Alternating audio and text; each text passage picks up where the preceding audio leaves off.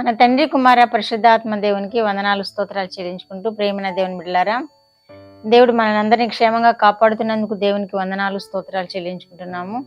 ఈ దినమందు పుట్టిన దినములు వివాహ దినం జరుపుకున్న బిడ్డలను కూడా దేవుడు విశేషంగా దీవించాలని ప్రార్థన చేస్తున్నాము. ఈ సంవత్సరాది నుండి సంవత్సరాంతం వరకు దేవుని కృప మీకు తోడుగా ఉండాలని, దేవుని ఆశీర్వాదాలతో మీరు ఈ సంవత్సరం అంతయు సంతోషంగా ఉండాలని ప్రార్థన చేస్తున్నాము. అట్టి కృప మీరు పొందుకుందరుగాక. ఈ దినమందు దేవుడు మనకిచ్చిన వాక్యము కీర్తనల గ్రంథము 94వ కీర్తన 14వ వచనం చదువుకుందాం. యెహోవా తన ప్రజలను ఎడబాయువాడు కాడు, తన స్వాస్యమును విడనాడువాడు కాడు. దేవుడి వాక్యం ద్వారా మనల్ని దీవించిన గాక. దేవుడు తన ప్రజలను ఎడబాయువాడు కాడు అని ఇక్కడ వాక్యం తెలియచేయబడుతుంది. అందుకనే మనం క్షేమంగా జీవించగలుగుతున్నాము. మనల్ని దేవుడు ఆశీర్వదిస్తున్నాడు, కాపాడుతున్నాడు. ఎడబాసే దేవుడు కాదు. ఇజ్రాయేలీల ఎడల కూడా ఎన్నో అద్భుత కార్యాలు చేశాడు దేవుడు. ఎర్ర సముద్రం దాటుతున్నప్పుడు దేవుడు వారికి అద్భుత కార్యము జరిగించారు. అలాగే ఎడారిలో ప్రయాణం చేస్తున్నప్పుడు మేఘస్తంభంగా అగ్నిస్తంభంగా ఉన్నారు. అలాగే ఆహార పానీయాలు అందించారు, అద్భుత కార్యాలు జరిగించారు. ఎడబాయువాడు కాదు అని వాక్యంలో తెలియచేసిన విధముగానే అనేక అద్భుత కార్యాలు దేవుడు జరిగిస్తూ వస్తున్నారు. మన ఎడల కూడా 2025 సంవత్సరం అంతయు తన కృపలో కాపాడి మనల్ని సంరక్షించి మనల్ని ఎడబాయకుండా ఈ నూతన సంవత్సరంలో ప్రవేశపెట్టిన విధానాన్ని కూడా మనము చూస్తున్నాం కదా. ఈ నూతన సంవత్సరంలో కూడా దేవుని కృప కాపుదల మనకి ఉంటుంది కనుక ఆయనను స్తుతిస్తూ ఘనపరుస్తూ ఆయన ప్రజలముగానే ఎల్లవేళలా మనం జీవించాలని, మనము ఆయన ఎడబాస్తే ఎంత ప్రమాదకరంగా ఉంటుందో మనం గ్రహించగలుగుతున్నాము వాక్యాల్లో. కనుక ఆయన మనల్ని ఎడబాసే విధముగా జీవించక ఆయనను హత్తుకొని ఆయనను సేవిస్తూ ఆయనను ఆరాధిస్తూ ఆయనను ఘనపరిచే విధముగా మనం జీవించినప్పుడు ఈ సంవత్సరాది నుండి సంవత్సరాంతం వరకు కూడా మనల్ని ఎడబాయకుండా దేవుడు అద్భుత రీతిగా కాపాడుతాడు. కనుక మనము ఆయనను హత్తుకొని జీవిద్దాము. తన స్వాస్యమును విడనాడువాడు కాడు అని కూడా వాక్యంలో తెలియచేయబడుతుంది. తన స్వాస్యమును ఎన్నడూ విడనాడడు. ఆ ఇజ్రాయేలీలకు తన స్వాస్థ్యంగా చేసుకున్న దేవుడు వారిని ఎన్నడూ విడిచిపెట్టలేదు.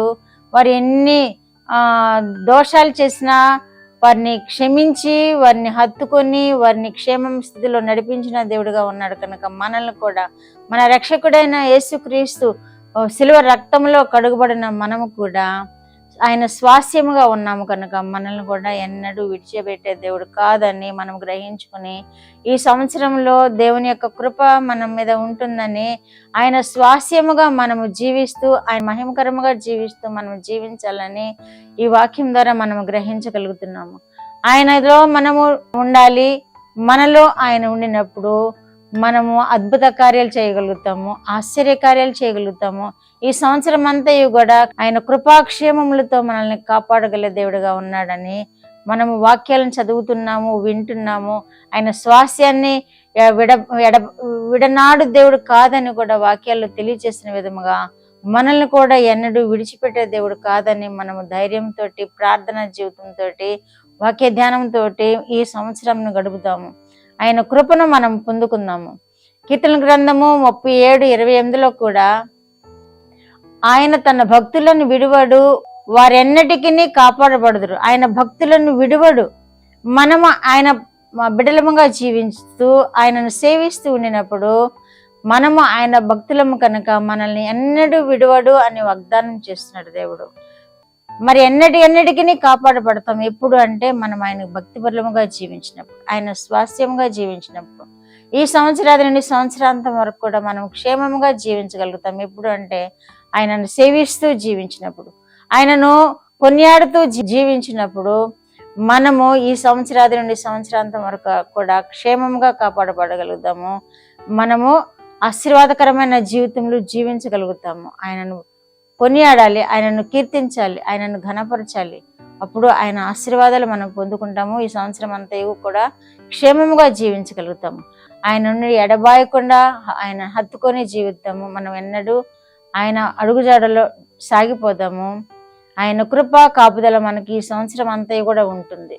అట్టి కృప మనమందరము పొందుకుందాము గాక. ప్రార్థన. మా దేవా, మా ప్రియ పరలోక ప్రభువా, మీ పరిశుద్ధ పాదములకు వందనాలు, స్తోత్రాలు. మా రక్షకుడు అయిన యేసయ్య స్తోత్రములు, పరిశుద్ధాత్మ దేవ స్తోత్రములు. ఇచ్చిన వాక్యం కొరకు స్తోత్రములు ప్రభువా. నాయన మీ స్వాస్థ్యమును మీరు ఎన్నడను విడనాడరు అని వాక్యంలో తెలియచేసిన విధముగా మమ్మను ఈ సంవత్సరాది సంవత్సరాంతం వరకు మీరు విడిచిపెట్టే దేవుడు కాదని మాకు వాగ్దానం ఇచ్చినందుకు మీకు వందనాలు ప్రభువా. చూస్తున్న బిడ్డలను కూడా ఆ విధముగా ఆశీర్వదించండి ప్రభువా. ఈ వాగ్దానంతో మీరు నాయన వారిని బలపరచండి ప్రభువా, స్థిరపరచండి ప్రభువా. మీ స్వాస్థ్యముగా సదాకాలం జీవించే వారినిగా చేసుకొని మీరే మహిమ పొందమని యేసుక్రీస్తు వారి పేరిట ఈ మనవులు మీ పాదముల యొద్ద వేడుకుంటున్నాను పరమ తండ్రి. ఆమేన్.